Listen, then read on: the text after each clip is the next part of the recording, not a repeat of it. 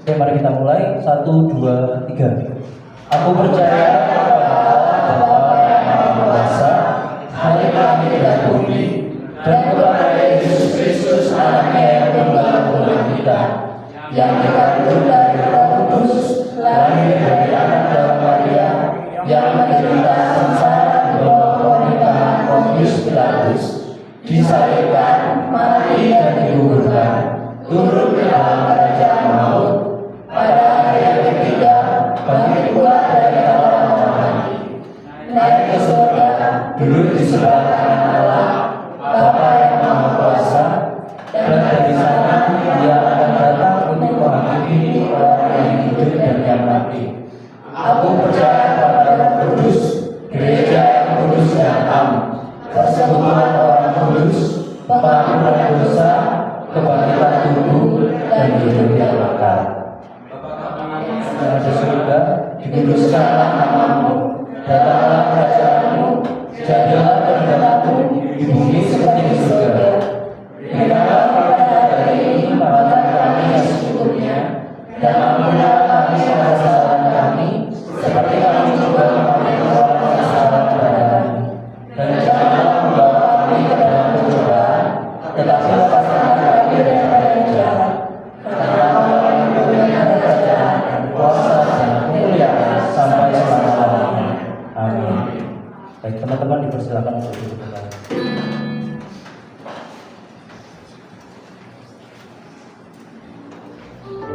Mari kita akan masuk ke hadirat Tuhan lebih dalam hati. Kita siapkan hati kita berikan sepenuhnya untuk Tuhan.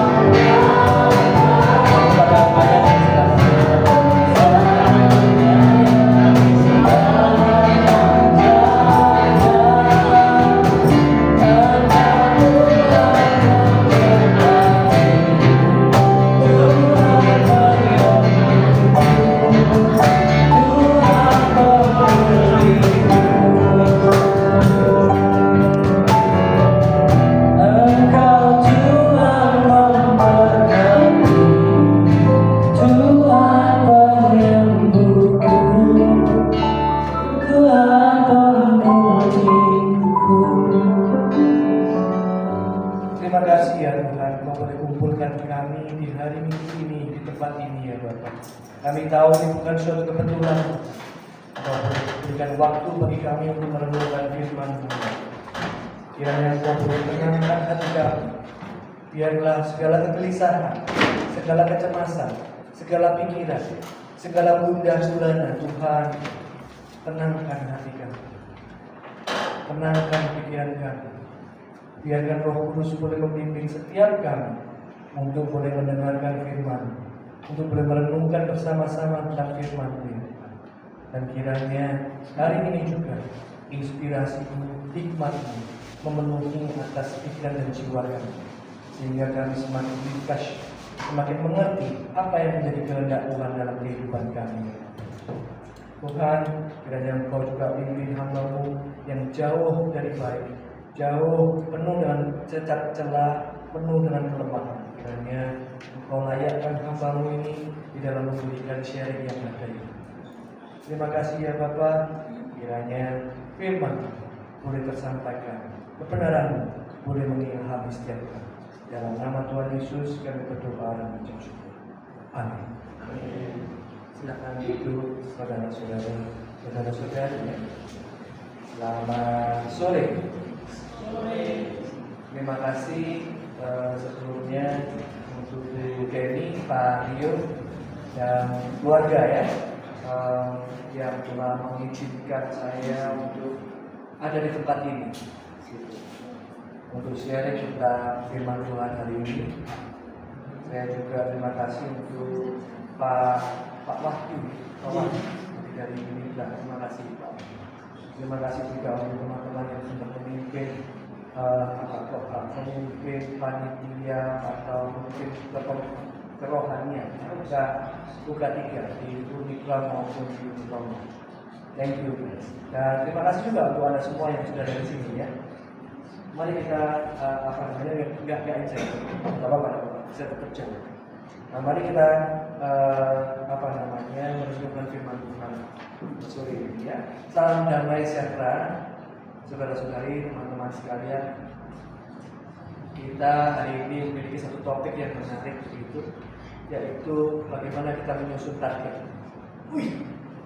Menyusun target. Apa yang harus dilakukan, gitu ya, ketika menyusun target. Begitu. Oke, langsung ke berikutnya. Oh, nggak ada klik. Oke. Iya. Sorry.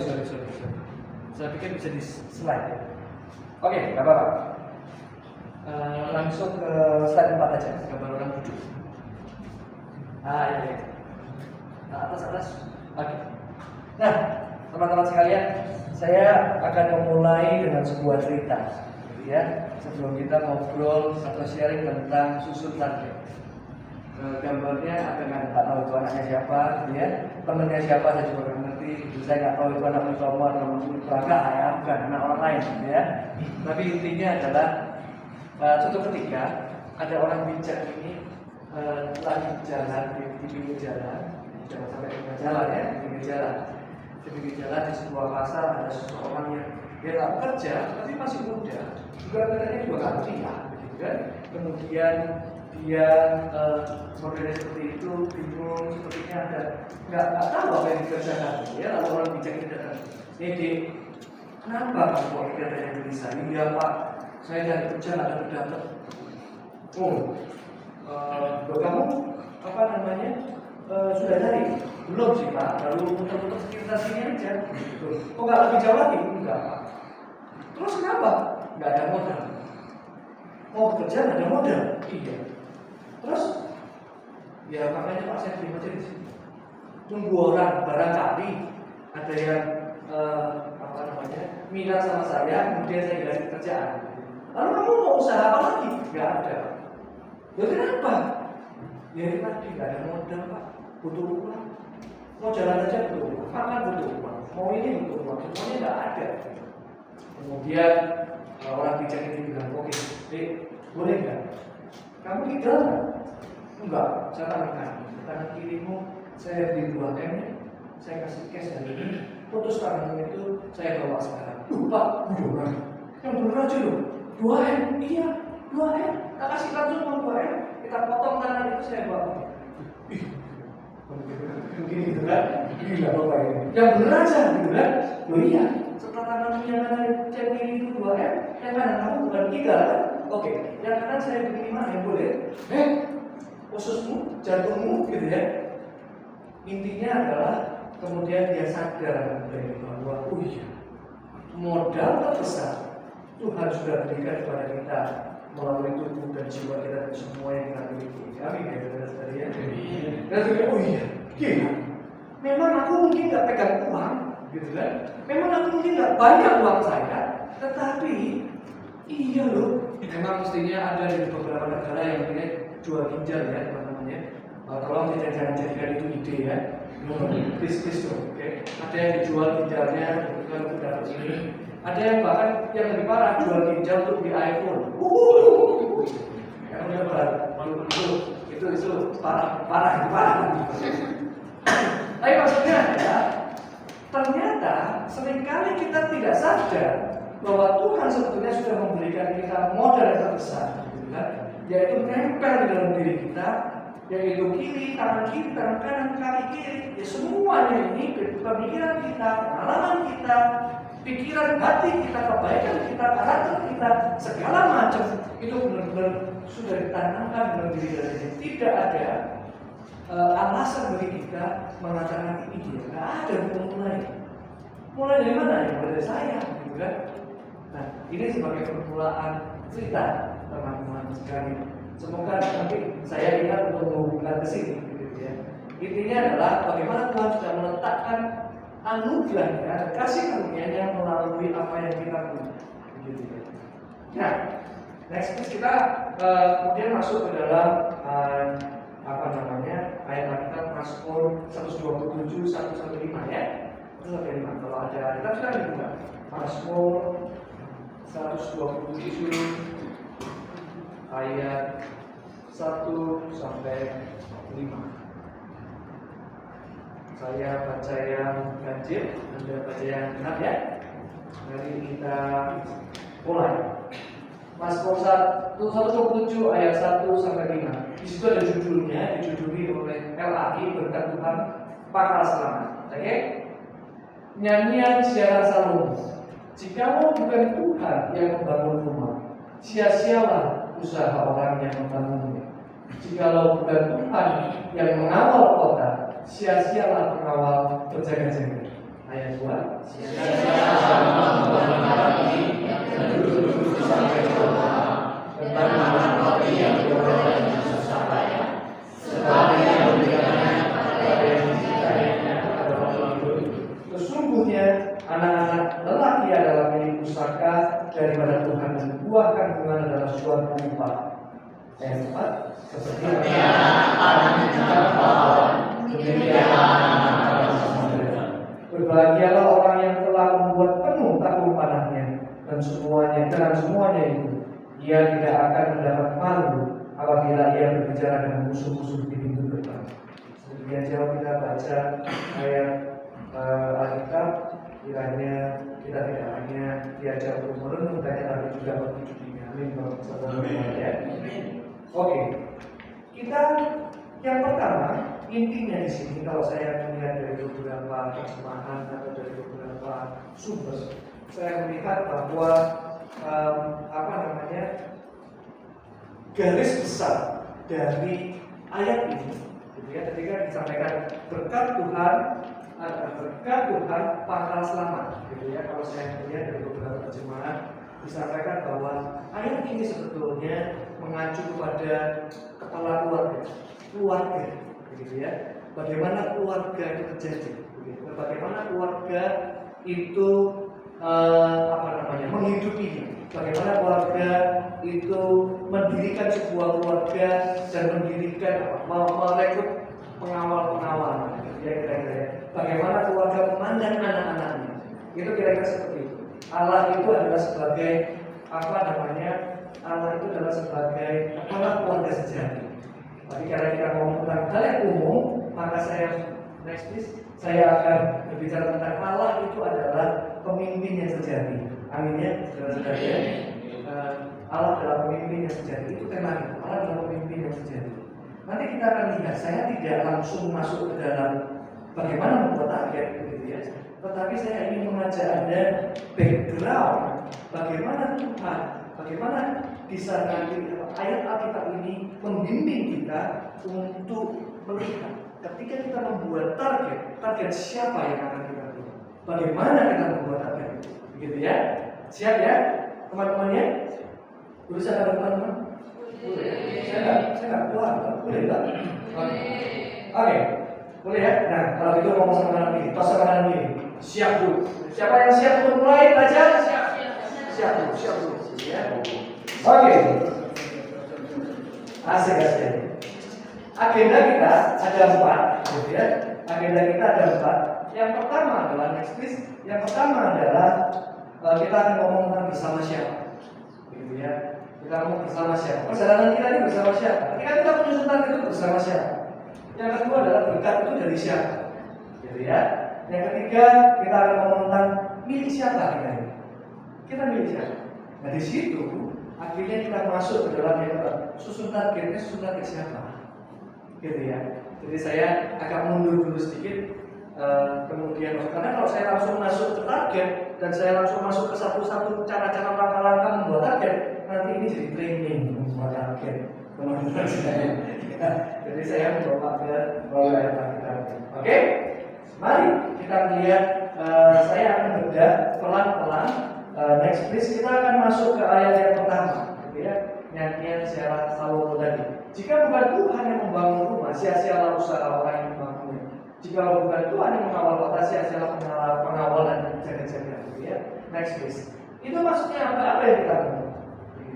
Intinya adalah bahwa keduanya, dia mengatakan keduanya, baik mendirikan rumah dan para pengawal menjaga kota.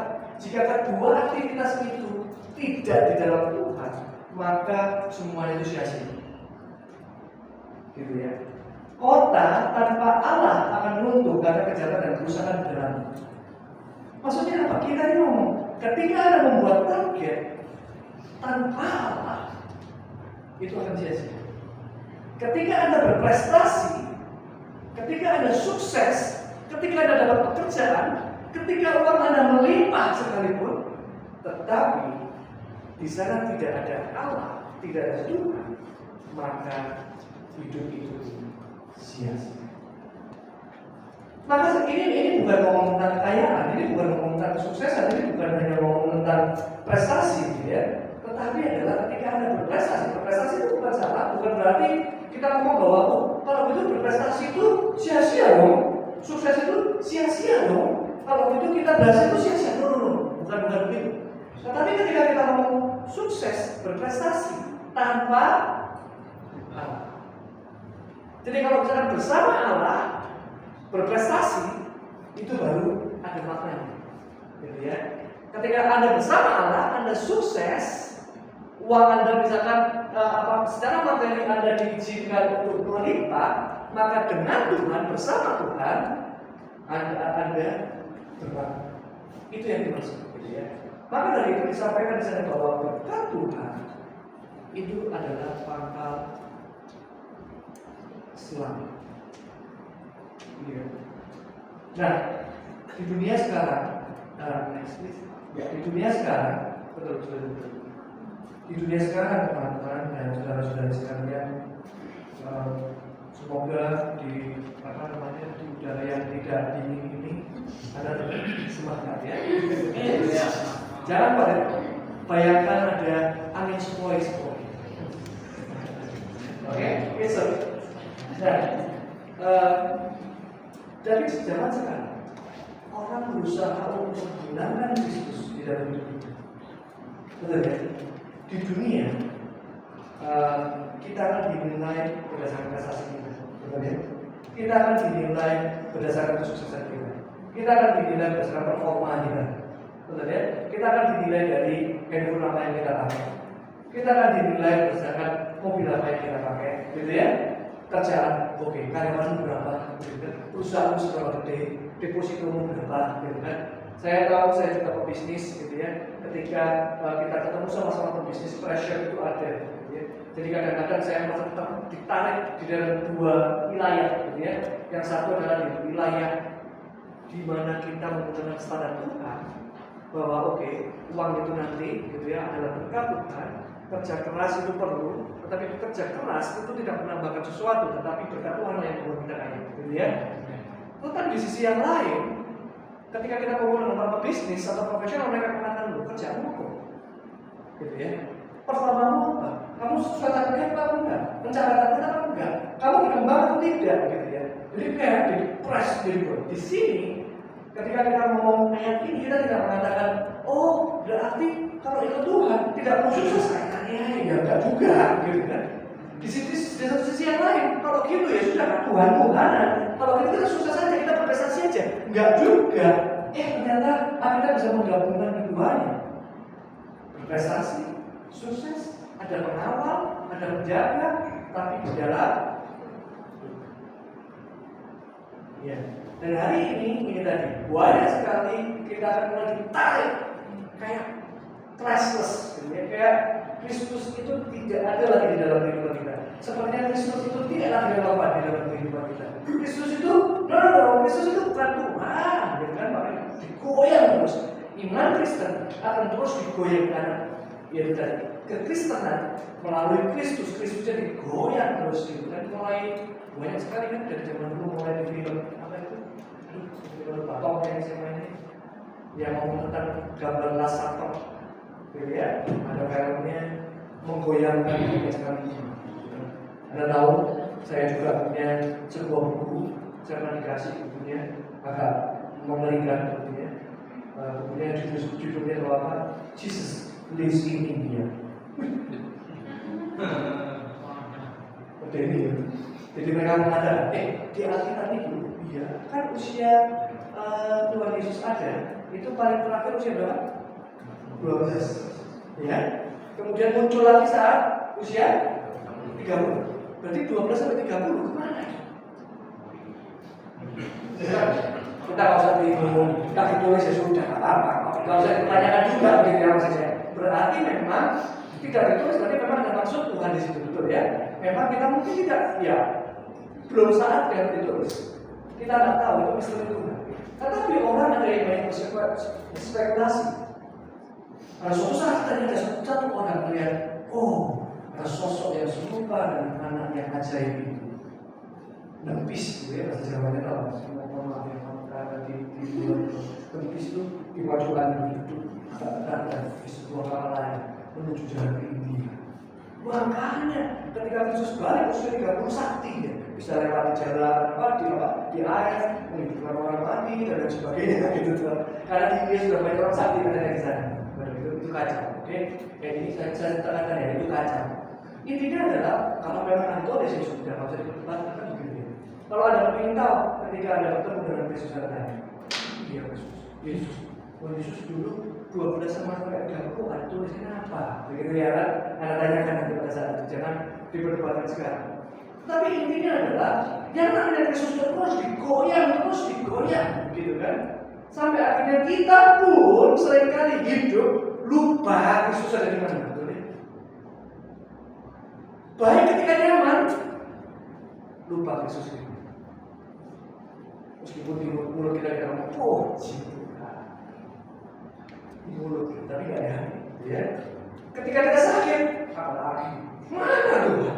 Kok aku dibiarkan sakit? Menderita, susah hidup, uang transfer sama orang tua. Maksudnya apa Tuhan? Tuhan melalui kedaulatannya saya diletakkan di tempat Tuhan yang seperti ini. Kenapa Tuhan? Gitu ya, pertanyaannya. Tetapi ketika sukses juga kita juga lupa. Jadi manusia berdosa ya, classless. Kita seringkali dicabut dari pokok keimanan kita, yaitu Kristus. Nah, di sini bahayanya kalau misalkan classless Christianity itu seperti ini gambarnya. Yang next please. Ini makanya gambarnya terbalik. Ini last apa? Tapi tidak ada Tuhan Yesus. Ini akhirnya jadi nggak ada maknanya kan? Kok gini? Ya ini lah bahayanya classless Christianity. Next please. Ya ini gambar yang aslinya mestinya seperti ini, gitu ya. Last Supper. Anyway, ada yang sudah nonton Last Supper? Sudah. Satu orang dong. Semua. Hah? Cuma satu orang dong. Ya sudah. Anyway, saya juga belum. Oke. Next. Nah itu intinya kita berusaha seringkali kita digoyang terus untuk lepas dari Kristus. Maka dari itu hari ini kita diingatkan teman-teman bahwa kesuksesanku, keberhasilanku, jika di situ tidak ada Kristus, maka sia-sia.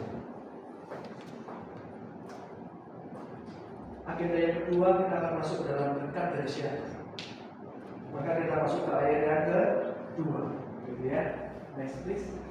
Sia-sialah kamu bangun pagi-pagi dan duduk sampai jauh malam dan makan roti yang diperoleh dengan susah payah. Sebab Ia memberikannya pada yang dicintainya pada waktu tidur.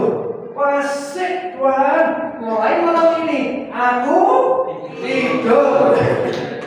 Wah, bangun pagi-pagi duduk sampai jauh malam makan roti diperoleh dengan susah payah. Ternyata ada yang diberkati pada waktu tidur. Mantap Bang.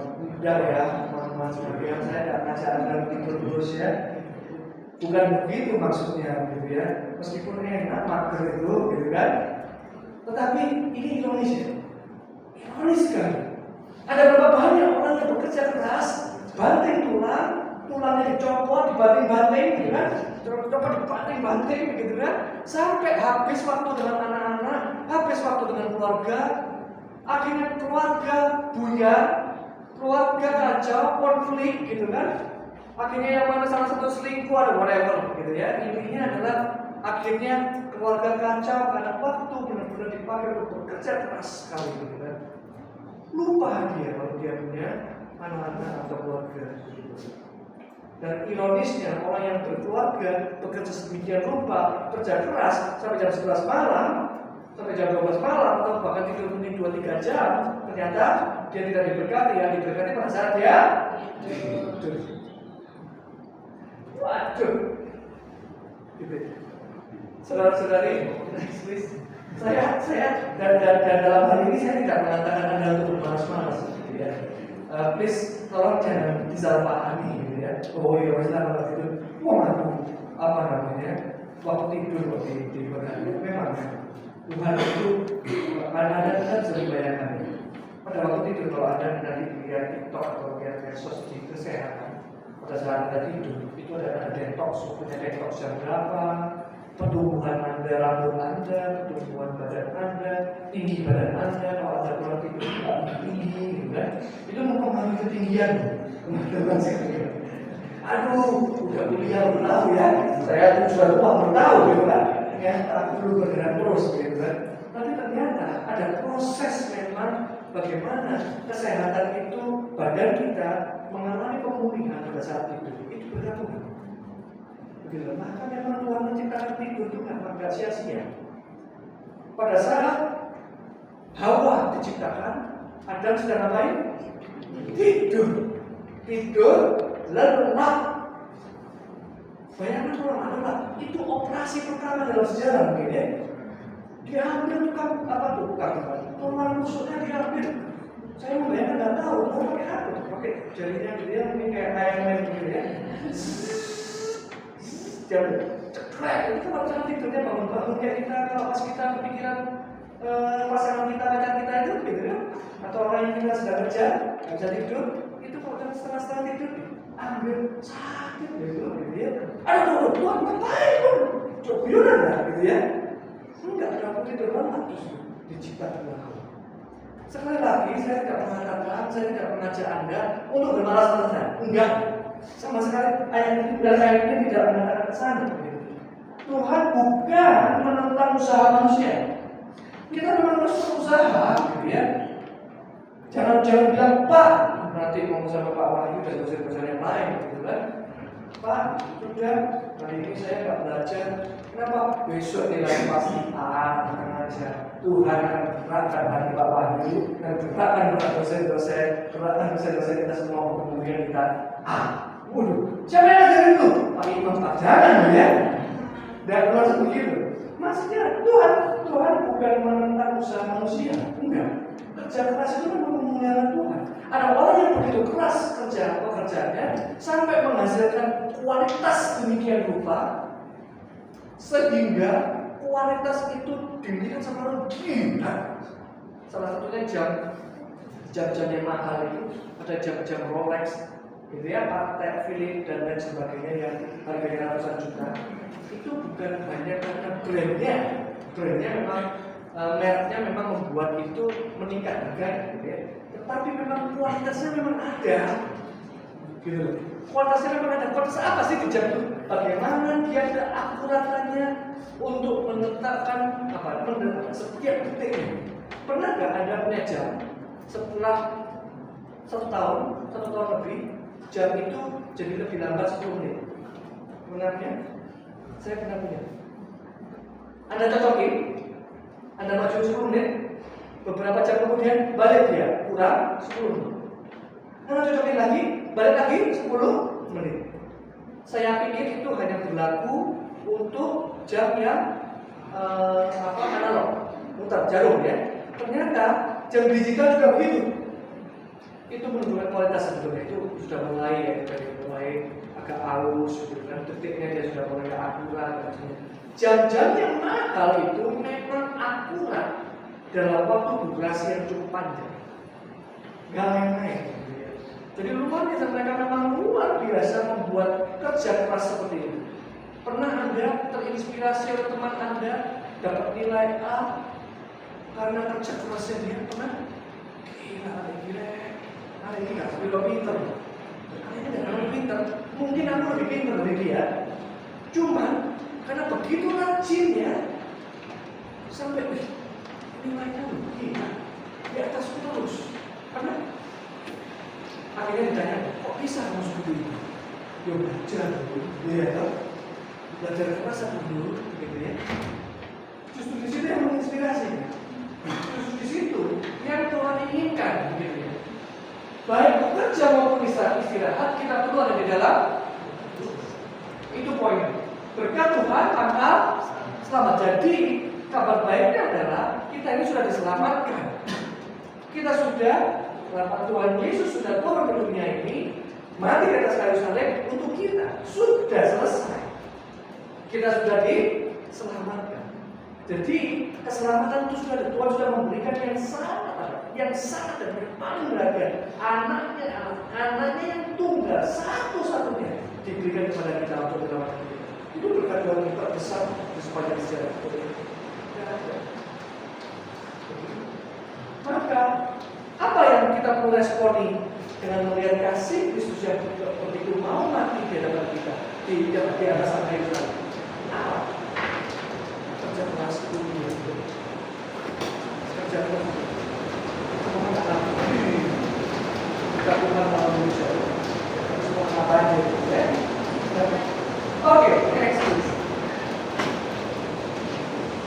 Nah, berarti kalau kita ngomong tentang menyusun target, ya, ketika kita ngomong tentang pekerjaan kita, ketika kita ngomong tentang perkuliahan atau sekolah kita perlu menyusun target kan berarti kan?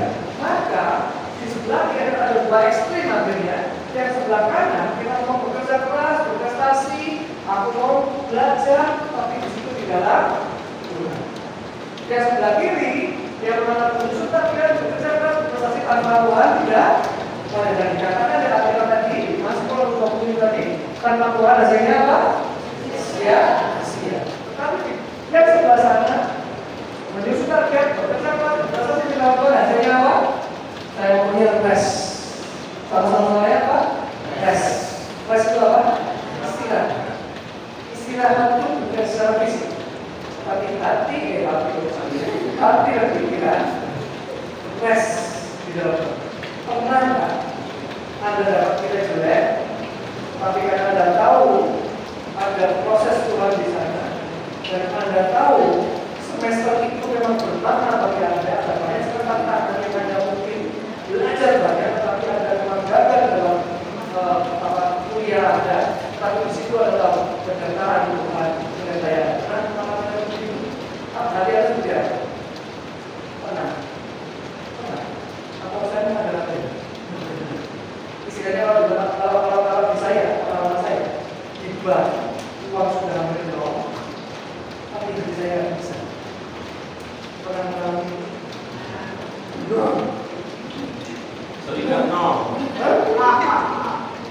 Kalau gitu, bagi rasa semua dan semua di bawah semua. Pernah gitu ya? Saya pernah dua-duanya. Ada saat ketika dan nol, ada 6 digit gitu ya, 6 digit, tapi gelisah. Karena waktunya bayar cicilan, gitu ya. Aduh, gue bukan cukup, ada gitu ya. Tapi nggak cukup, mana dong? Bisa tuang, dia apa? Mana perlu tuang, gitu ya. Tapi ada juga saat itu harga nol, dan ada tagihan, akhirnya sama. Nanti dia tetap, oh, bukan apa yang aku lakukan, bukan. Tetapi hati itu nggak cuma sekedar bulan-bulanan. Itu yang dilakukan adalah rest. Ya. Sehingga Anda bisa fokus, oke, aku nggak kerja. Apa yang bisa dilakukan? Anda bisa fokus dengan kegiatan Anda sehari-hari tanpa ada kecemasan itu. Kalau gitu ya, kira-kira seperti itu. Rest. Maka ketika kita hidup di dalam Tuhan dan hidup di dalam bukan di dalam Tuhan, berbeda pesannya dari sana. Hati kita menjadi rest. Hati kita menjadi tenang. Saya berkali-kali ketemu sama banyak pimpinan bisnis gitu ya. Pak, apa tenang? Iya. Kenapa? Apa sih impact-nya tenang itu apa? Kok Anda terus menurun setiap hari? Impact-nya apa? Entah Pak, kalau saya malah menurun, besok itu bukan sesuatu yang bisa terjadi, ya, suatu deal besar terjadi, dan selalu begitu. Tetapi impact yang paling penting dalam renungan adalah ketika dia tahu Tuhan menyertai, dan besok dia sepertinya punya energi tambahan ketika dia menghadapi masalah. Ketika ada masalah, kayak ada energi tambahan. Kecemasan itu menjadi kurang. Saya menjadi lebih tenang, menjadi lebih calm down. Itu pengalaman saya. Ketika kita terus mengumpulkan, kita merenung bersama Kristus, kita mengambil waktu untuk merenungkan firman Tuhan, maka kita seperti ada kekuatan tersendiri, ada pemulihan tersendiri untuk menghadapi masalah itu. Mungkin masalah Anda hari ini bisa jadi masalah Anda hari ini yang tadi ada masalah kuliah, ya. Ada yang punya masalah kuliah semester hari ini. Masalah apa? Bukan ya, nggak ini sih ya. Mungkin di antara Anda ada yang mengalami masalah kuliah, mungkin di antara Anda ada yang mengalami masalah keuangan, mungkin di antara Anda ada yang mengalami masalah keluarga, apapun. Doakan itu, teruslah hubungkan hidup bersama Kristus, teruslah Anda hidup di dalam Kristus, teruslah Anda ambil waktu untuk merenung, teruslah ambil waktu untuk memuji Tuhan, teruslah ambil waktu untuk berdoa. Saya tidak mengatakan setelah itu pasti akan ada jalan keluar yang jadi enggak, saya katakan itu. Tetapi minimal Anda akan punya energi, tenaga, kekuatan, dikuatkan untuk menghadapi setiap masalah. Sehingga Anda punya satu perspektif, punya pikiran yang apa ya? Namanya center, jadi tenang, kalau betul tenang, ya. Sampai betul dipikir sedikit gitu kan? Betul dipikir sedikit Pak, gitu kan? Macam itu sudah mulai muncul gitu kan? Ini enggak, sudah tetap tenang.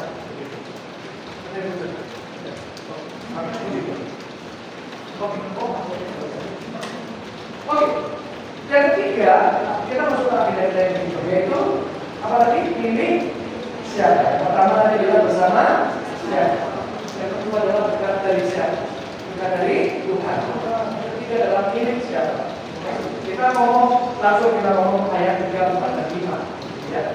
Kita di dalam sesungguhnya anak-anak bahwa diri usaha sepertinya anak panah di dalam pahlawan dan lain sebagainya. Apa maksudnya? Bahwa ada kabar baik, ada kabar kita yang merasa dalamnya adalah Tuhan. Anak Anda adalah anak, Anda telah diadopsi. Ada teologi of adoption, Anda telah diadopsi oleh Kristus. Anda menjadi anak-anak Kristus. anak sebagai milik usaha dari Tuhan. Puji Tuhan. Amin. Ini tahu apa artinya anak? Anda coba lihat di mana ya? Ada salah satu presiden di Amerika, saya lupa. Terus kalau nggak salah siapa? Duduk di sebelah sana White House di gedung putih, di mejanya, di foto anaknya dari bawah kolong. Di bawah kolong lagi main sama. Bayangkan kalau ada yang masuk di bawah ini. Mungkin nggak sempat masuk di bawah ya, masuk di depan. Bisa kok dari bawah gitu aja. Saya pernah mencoba masuk di konsulat jenderal di Jerusalem. Waduh, pulpen dikeluarkan, kunci mobil dikeluarkan, semua masuk bunyi dikeluarkan, semua dikeluarkan. Ada kancing itu, ada jokok-jokok gitu kan. Waduh, dikeluarkan semua sebegitu ketatnya. Kemudian handphone boleh bawa masuk, sepatu dari koper, tidak boleh masuk lagi. Begitu masuk di ruang konsulat jenderal, Anda itu masuk gudang gitu. Anda tahu kalau di belakang ada pintu besi besar, kalau di belakang itu ada suara.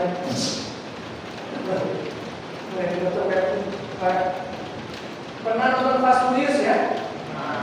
Fast Furious berapa tuh yang ambil uang pakai lemari besi? Betul ya? Coba berbuat tuh, cereng, gitu ya? Ya kira-kira kayak gitu. Masuk dulu, ya ampun, gitu ya? Sama sebegitunya. Sudah bayangkan, apa artinya anak? Kalau Anda tidak perlu melewati semua itu kan? Anda bisa main di kolongan. Gitu. Anda punya akses kepada sang raja. Anda punya akses kepada orang tua Anda. Dan Anda punya akses kebahagiaan kepada Yesus. Ini apa? Kita yang berdosa ini sebenarnya layak untuk dibuang. Siapa namanya?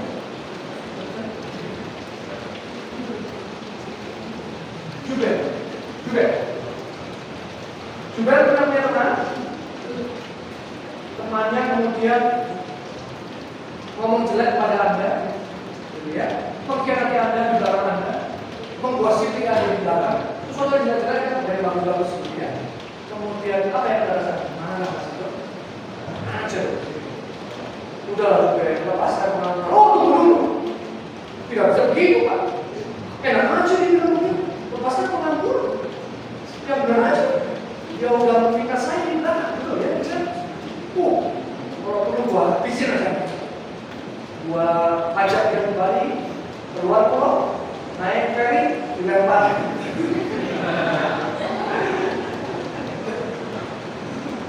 Ini baru dikhianati oleh teman. Begitu kan? Ini baru dikhianati oleh teman. Kristus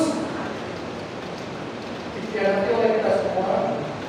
Dan dia rela mati untuk kita.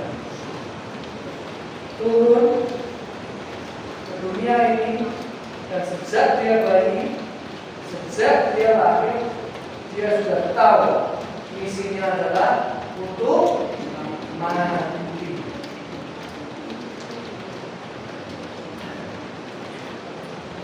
Ini ibarat Anda dikirim ke, oke guys, Rusia sama Ukraina masih kurang enak guys.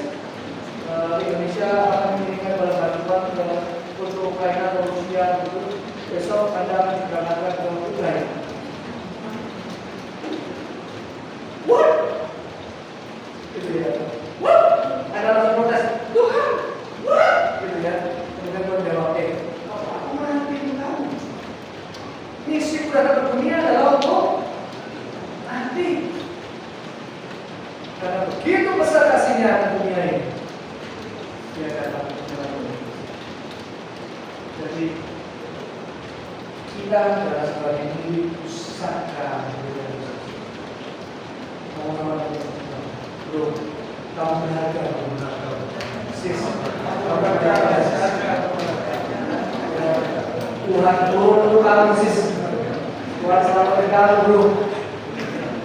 Begitu berharga. Dan lain-lain. Bukan beban.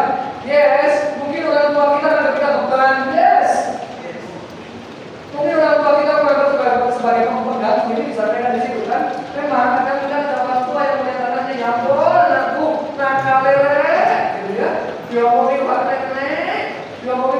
bisa sini.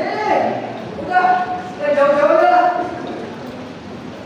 Aduh, semoga buat kita semua ya. Aduh, anak ini menyusahkan, gitu kan? Anda harus protes, Ma. Kalau aku menyusahkan, kenapa aku lahir, Ma? Nah, itu nggak selesai sudah ya. Saya ngomong sama anak saya, nah, Papa ini bukan Papa yang sempurna. Nah, Papa mau ini bukan yang sempurna. Papa mau bukan dengan sejengkel sama Papa mau yang bisa marah sama Papa mau bisa karena tidak salah Papa mau bisa. Ingat, ketika Papa melakukan itu, doakan Papa, ampuni Papa, tetapi kamu punya satu sosok Papa yang tidak berkata salah, dia yang sempurna, yaitu Bapak yang sempurna. Jadi mungkin Mama, saudara-saudara sekalian, mungkin kita punya Papa yang baik. Mungkin orang tua kita, orang tua kita yang baik. Saya sendiri dulu juga tidak punya hubungan yang baik dengan Papa saya.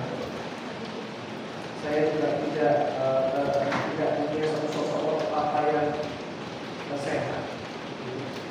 Tetapi Anda punya Papa Yesus, dan Anda sudah dilatih supaya fokuskan, ampuni orang tua Anda yang ini.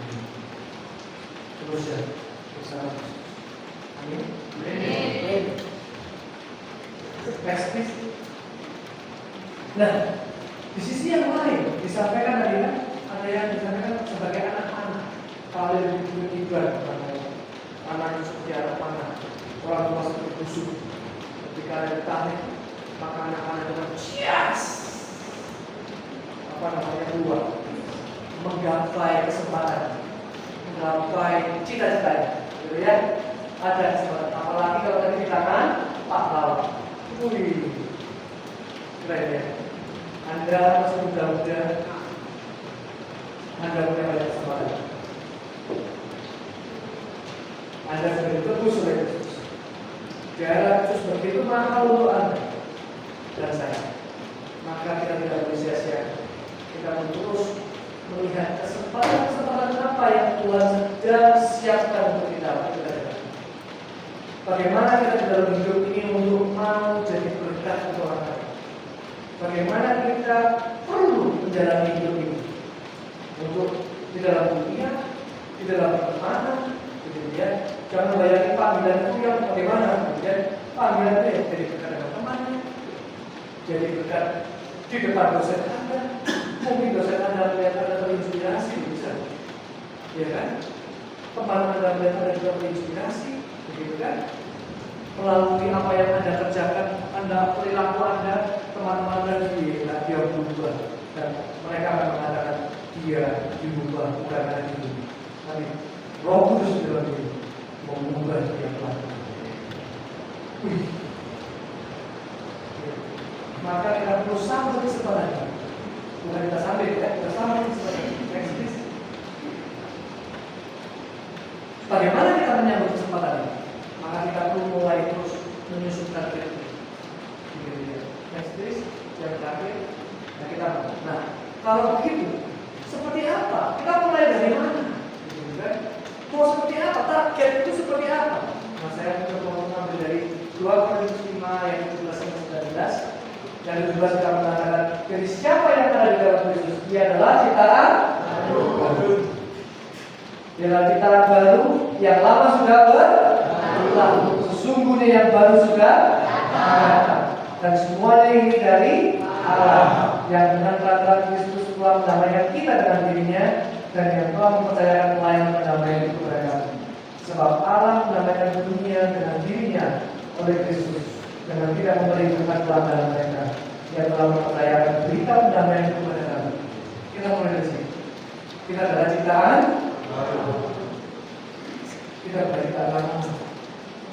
Maka dari itu kita terus merenungkan firman Tuhan. Sebab kita seperti Martin Luther mengatakan, aku setiap hari lupa Injil. Maka aku harus terus berkorban kepada diriku sendiri. Aku perlu terus mengingatkan diriku sendiri. Terus mengingatkan diri sendiri.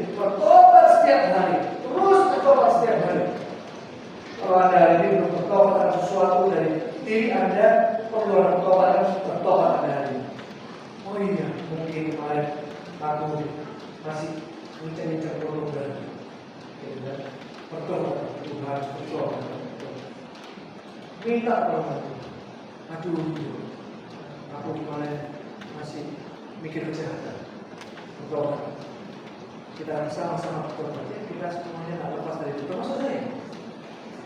Bisa jadi saya juga pikiran-pikiran ketika berbisnis sama orang ini, kita punya pikiran-pikiran halal supaya bisnis jalannya lancar, lebih lancar. Berdoa. Saya terus mengingatkan diri saya sendiri.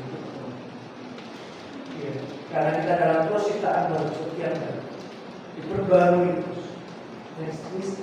Terus kalau begitu sebagai ciptaan baru kita mulai dari mana? Ya, next please.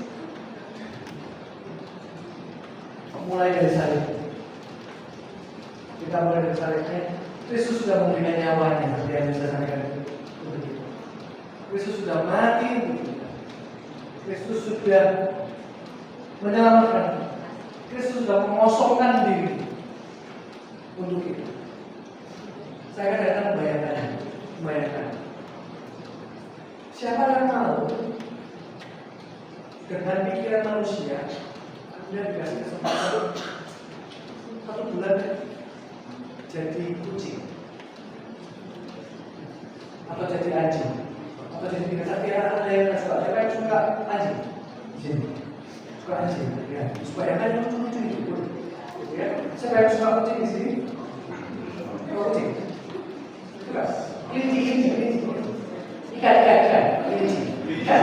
Sate kelinci termasuk. Sate kelinci. Ikan bakar. Suka ayam. Ini kan termasuk ikan duyung, ya. Ikan. Nah, Anda bayangkan ikan itu kalau Anda kemudian dikasih waktu 1 bulan aja jadi ikan itu. Apalagi di sate kelinci itu jadi matang tinggal dirusak di mana. Jadi kelinci. Meskipun lucu, jadi anjing. Mau? Loh, udah mau lucu loh. Yakin? Yakin? Lucu. Nanti dunia loh. Gitu kan? Gak mau ya? Ya gak mau. Normalnya kita pasti gak mau. Kalau gini ya, kalau kita manusia jadi binatang itu turunnya 1 level. Sudah, satu level. Anak-anak gimana? Tinggi sekali. Kemudian mau jadi manusia mungkin tidak berbanding dengan kita jadi hewan. Kita jadi hewan aja nggak mau. Kristus menjadi manusia. Wih, Anda sudah bayangin? Ada satu ayat yang mengatakan bahwa Kristus harus mengosongkan dirinya. Intinya adalah bagaimana dia melupakan dirinya bahwa dia adalah Tuhan. Dia membatasi dirinya untuk tidak menggunakan kuasanya, betul ya? Apalagi pada saat dia naik di atas kayu salib. Saya membayangkan misalkan saya yang dihukum di atas kayu salib, dia saya punya kekuatan Tuhan, dia naik. Ayo, anak Tuhan katanya. Tuh, kalau memang Tuhan, lepasin diri dulu dong. Mungkin kalau saya mau gitu ya, ngomong sembarangan dulu. Nih, gua tunjukin. Tapi Yesus tidak. Dia membatasi sedemikian rupa. Dia mengosongkan diri. Maksudnya adalah kalau Anda mau jadi kelinci tadi atau mau jadi kelinci percobaan atau mau jadi anjing, Anda perlu melupakan diri Anda bahwa Anda adalah manusia, kemudian Anda menikmati itu tadi jadi anjing. Oh my God. Sedemikian, ini baru ngomong tentang turun derajat. Begitu besar kasih Tuhan kepada orang yang tidak layak dikasih. Dia mau turun, nyari Tuhan, kemudian kita diselamatkan. Luar biasa. Itu berita, itu amin. Jadi bukan kata-kata orang lain yang katakan kamu goblok, kamu jelek, kamu udah kayak gini. Bukan kata-kata itu yang Anda perlu ingat. Yang Anda putus ingat dalam diri Anda adalah Kristus mengasihi. Kristus tidak melupakan kita. Kristus mencari kita. He knows me by name. Dia tahu kita berdasarkan nama. Nama kita tercatat. Dia mengasihi, melewati diri kita. sampai dia harus berpisah dengan orang tua pada saat dia spiritual. Karena begitu besar kasih akan dunia ini dia mau turun. Berarti apa? Next please. Kalau sekarang Tuhan Yesus ada di belakang kita, siapa yang mau berani melawan kita? Sebetulnya begitu ya, Paulus di pengarang itu kan. Berarti guys, teman-teman sekalian, kalau Tuhan ada di belakang kita perlu ngapain? Udah jelas kan? Kita mulai dari diri kita sendiri kan? Yuk bangun. Anda sudah diselamatkan. Anda sudah tidak lagi memulai hidup Anda dari nol. Anda memulai dari titik kemenangan. Karena Tuhan sudah mencari Anda, sudah mendapatkan Anda, dan Dia sudah menyelesaikan misinya untuk Anda. Yang perlu kita sekarang lakukan adalah kita mengerjakan sebaik-baiknya kehidupan kita untuk memuliakan Tuhan. Mulai dari diri saya. Kalau jauh-jauh, dari diri saya tadi yang tangan kiri saya 2M, mungkin juga nggak mau 2M itu 10M lah yang beranjak gitu kan. Orang yang sepak bola tuh kakinya kalau diasuransikan mahal itu. Penyanyi kira suaranya kalau diasuransikan mahal tuh belinya. Kalau sampai ada apa-apa dengan kita suaranya diganti sama asuransinya, mahal. Begitu ya. Mulai dari saya. Mulai dari kapan? Mulai dari sekarang. Mulai dari apa ya? Apapun yang Anda punya sekarang, dengan segala keterbatasan dan segala yang Anda punya, apapun yang Anda punya, mulai dari sana. Mulai dari diri saya, mulai dari sekarang, mulai dari apa yang Anda punya. Itu. Maka kita perlu sebelum kita masuk ke dalam target-target. Kalau di dalam manajemen bisnis itu, ini kita masuk ke dalam hampir akhir. Kalau di dalam bisnis itu, kita biasanya masuk ke dalam target sebelumnya adalah kita menjual visi-visi, ya. Kita mengumumkan visi-visi. Jadi kita perlu cari tahu apa misi kita di dalam Tuhan. Apa misi kita di dalam Tuhan? Apa misi kita di dalam hidup ini? Guys, Anda dilahirkan dalam hidup ini bukan hanya untuk memenuhi bumi. No. Anda tidak pernah dilahirkan untuk memenuhi bumi untuk ini bukan untuk kamu. Hanya untuk ya sudah selesai lewat itu saja. Tidak. Kita dilahirkan ada misi dalam hidup. Cari apa misi? Mau apa kehidupan? Di luar sana banyak yang misi-misinya adalah pasif income. Di luar sana ada yang dari ngomongnya visi-misi itu adalah kekayaan, gitu ya. Di luar sana adalah jodoh. No, tidak ngomong misi Anda dalam Tuhan apa? Tuhan mau apa? This is the core. Ini core kehidupan Anda. Selama Anda hidup, Anda ngapain?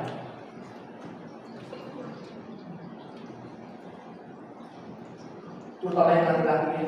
Biasanya laki-laki itu mulai tahu visinya, mulai nggak punya jelas kehidupannya ketika sudah mulai punya pasangan. Sudah punya pasangan. Benar, sebenarnya tidak berlaku di sini, tidak berlaku di sini. Soalnya biasanya kalau sudah nggak punya pacar, gitu ya, waduh, ayo nabung, ya, mulai nabung, nabung lah, enggak lah, bisa lah, nabung, pasti kurang. Ini kurang ini ada dua, ya, memang kurang, atau yang dua, tidak pernah lebih. Ngerti maksudnya? Dipakai terus soalnya uangnya, gitu ya. Dapat uang sedikit, wih, handphone baru, gila, cicilan, wih, kalian bisa dicicil, lumayan, ya kan? Uang satu bisa dipakai, ya wah, lumayan, kan? Jadi besok kalau telepon sudah nggak lagi, kalau telepon nggak lagi cuma begini, kalau telepon, ya apa? Ada, kan? Nah, kita ngomong itu, ya. Kita ngomong lebih dari itu. Kita ngomong tentang, Kristus mati bagi kita bukan cuma untuk beli iPhone. Kristus mati untuk kita bukan cuma untuk jadi pacar. Kristus mati untuk kita untuk satu misi, sesuatu Anda bisa mematahkan sabda Kristus itu melalui kehidupan Anda. Tidak semuanya harus jadi pendeta juga, gitu kan? Nanti Pak Yu bingung, gitu kan? Kan kita jadi pendeta ya, benar kan? Gitu kan? Untuk gitu ya. Dan Anda harus begitu. Anda bisa melalui, ya itu jadi mahasiswa sekalipun Anda jadi berkat. Nanti Anda jadi nurse, mungkin jadi perawat, gitu kan? Anda jadi bisnismen, Anda jadi sekretaris. Apapun profesi Anda melakukan misi Tuhan. And it's bigger, lebih daripada sekedar kekayaan. Kekayaan itu sesuatu yang kecil sebetulnya. Karena apa? Kekayaan kalau dibandingkan dengan anak Allah yang turun mati untuk kita, kekayaan mana yang bisa bayar itu? Hidup Anda dibeli 50 M cukup. Semua badan kita itu beli 50 M, beli 50 M. Habis itu ada paralyzed, ya, tak bisa ngapa-ngapain di tangan kita. Kayak sapi gitu ya kan, perutnya dimakan gitu, jadi besar luar biasa besar. Sapi itu luar biasa kan, kakinya, buntutnya dimakan, gila, gitu kan. Hidungnya dicekor, loh, jadi bisa cekor, karena itu cekor. Loh, harus makan, sudah cekor itu enak. Jadi itu makan suara ya. Ya kan, jadi cekor, gila. Dari tangan apa dari semua ada jadi wagyu, kan? Ada jadi steak, ada jadi tenderloin, macam-macam, ada jadi sirloin. Ada bagian-bagiannya dari ada bagian-bagian yang bagian jadi sirloin, ada bagian jadi tenderloin, luar biasa. Itu sapi deh. Manusia nggak gitu, kan? Allah Tuhan mati untuk kita, uang itu sebenarnya kecil, materi itu adalah kecil. Kita perlu menyelamatkan jiwa-jiwa melalui apa yang kita kerjakan. Melalui apa yang kita kerjakan. Melalui apa yang kita lakukan. Nah, jadi misi apa? Misi Tuhan apa dalam kehidupan kita? Kalau kita tahu misi kita di dalam Tuhan apa, maka kita perlu menyusun target itu bersama siapa? Bersama. Anak Tuhan harus bertumbuh, berkembang, dan nanti jadi berbuah. Ya teman harus berbuah dong. Anda harus berakar dulu kan? Berakar dalam Kristus, kemudian Anda bertumbuh, berkembang, berbuah.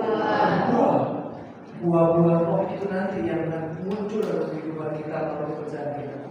Orang-orang sendiri kita, buah. Jadi mulai malam ini, bukan mulai sekarang. Yuk saya target.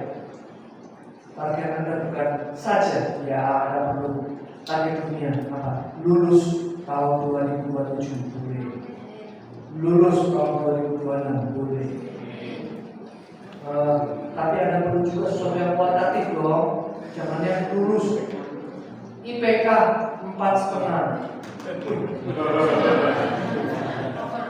Jadi di Singapura ada, yang di US itu nanti IPK-nya bisa 5. Saya akan contohnya di mana, ya? 5. Kita 4,5. Ya, 4 ya kita ya. IPK target 3,5. IPK target 3,7 boleh, ya. Semester depan targetnya apa? Aku harus lebih baik lagi. Aku tahun ini, aku apa namanya? Tahun kemarin habis-habisan untuk pacarku, gitu kan? Gila, uang sakuku semua tak ambil. Aku bekerja ambil 2 kerjaan, tak ambil semua. Habis udah semua aku untuk pacarku. Habis itu pacarku meninggalkan. Masih yang bilang. Kalau itu bagaimana? Oke. Kesimpulannya bagaimana tahun ini? Aku udah dari pacar. Investasi bodong. Tahun ini resolusinya apa? Aku udah dari pacar, ya aku juga. Tidak apa-apa dari pacar itu. Cuma dari pacar Anda perlu lebih bijaksana dalam pacaran. Betul ya? Saya pernah begitu kan? Saya pernah jadi pemimpin, berusaha jadi pemimpin. Jadi yang paling baik, berusaha baik. Ada orang lebih baik itu nggak sebaik, betul ya? Ada loh, kita berbuat baik sama orang, kita baiki orang itu tetap nyinyir. Terus gimana? Ya sudah, nggak usah baik-baik. Nggak perlu baik-baik sama orang. Ngapain? Udah, tetap baik. tapi kebijaksanaan di dalam memberikan kebaikan yang perlu kita. Ya, cuma beberapa hari itu kemudian ada acara sampai hari itu kan, enggak, saya komitmen, saya nggak kali, saya jadi orang macam yang lain kalau saya komitmen. Makanya, gitu kan, saya nggak tapi jangan karena ada yang mau menjadi romo, kata dia itu Yesus, ya, aku udah pengen gitu kan, baru pada soalnya, jangan ya, pasang target, Anda mau bertumbuh seperti apa? Dan seringkali orang ketika membuat target, itu targetnya selalu ngomong tentang hal yang di dunia, begitu ya? Ngomong tentang yang tadi nilai, prestasi, keuangan. Yuk, bikin target juga. Anda mau jadi seperti apa? Anda ini kan punya satu misi, yaitu untuk jadi ciptaan baru kan? Ciptaan baru yang terus diproses pembaruannya sampai Anda menjadi apa? Serupa Kristus, betul? Apa yang perlu Anda lakukan dalam tahun ini untuk menjadi serupa Kristus? Oh iya, aku perlu bersabar sedikit. Oh iya, semester ini aku perlu menjadi lebih disiplin. Oh iya, semester ini, kalau semester yang lalu 16 kali pertemuan, aku bolos 15 kali. Semester ini aku harus lebih baik. Berapa banyak? Ya, minimal 14 kali. Itu udah minimal loh. Minimal, tapi ya kurang. Targetnya kalau rendah sebetulnya ya Pak. Enggak, saya enggak akan bolos Pak. Oke, saya akan pulang satu kali. Enggak. Ada kurang. Oke, saya akan minimal. Saya akan masuk 3 kali. Saya akan masuk terus selama kalau 16 kali berarti 13 kali. Mungkin cuma 13 kali betul ya. Anda mulai coba deh. Aku mulai disiplin. Aku perlu mulai menghemat waktu. Aku perlu mulai sabar.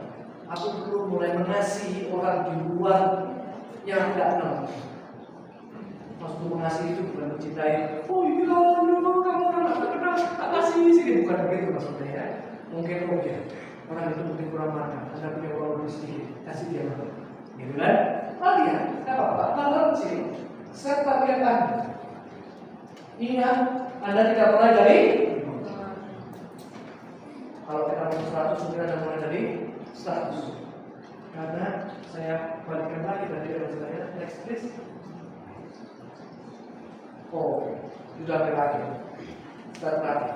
Jadi saya akan kembalikan ke yang tadi. Cerita tentang anak muda tadi yang saya kenal itu. Dia tidak mulai dari nol. Bahwa Tuhan sudah letakkan setiap potensi di dalam kepala, mata, pikiran Anda, tubuh Anda, semua. Tuhan sudah letakkan semua talenta itu di dalam diri Anda. Kemampuan itu semua di dalam diri Anda dan diri saya. Ini berarti tidak peduli siapa pelakunya. Setiap tindakan kebaikan, hikmat, keadilan, dan keinginan itu diberdayakan oleh Tuhan. Betul ya? Allah memberikan karunia baik hikmat, talenta, keindahan, keterampilan, dan kemampuan yaitu sepenuhnya bukan karena jasa, bukan karena Anda layak di hadapan Tuhan, bukan karena Anda memang lebih ganteng daripada yang lain, sebetulnya Tuhan pernah berusaha sama Anda, atau lebih cantik, atau lebih seksi, gitu kan? Dan karena itu, tetapi bukan karena jasa dan kebaikan kita, karena memang kasih karunia Tuhan diberikan kepada kita. Semuanya, keindahan Anda, kebaikan Anda, keterampilan Anda, kompetensi Anda, kehebatan Anda, talenta Anda, semuanya diberikan kepada Anda. Sudah ada di dalam diri Anda. Yang perlu Anda lakukan adalah Anda mulai mengasahnya, melatihnya, mengeluarkannya, memunculkannya. Ia memberikan semua itu kepada seluruh umat manusia, semua. Baik dia percaya Kristus atau tidak, dikasih semua punya potensi. Terlepas dari keyakinan keagamaan, ras, gender atau atribut lain yang memperkaya, menerangi dan memelihara dunia ini. Kita dipanggil untuk memelihara dunia ini. Kita dipanggil untuk mengelola dunia ini. Kita dipanggil untuk mengembangkan dunia ini, untuk memulihkan dunia ini. Jadilah saksi Kristus. Jadikan itu sebuah target dalam kehidupan. Amin. Mari kita berdoa. Terima kasih Tuhan atas firman dan renungan yang kami boleh dengarkan dan kami boleh sampaikan.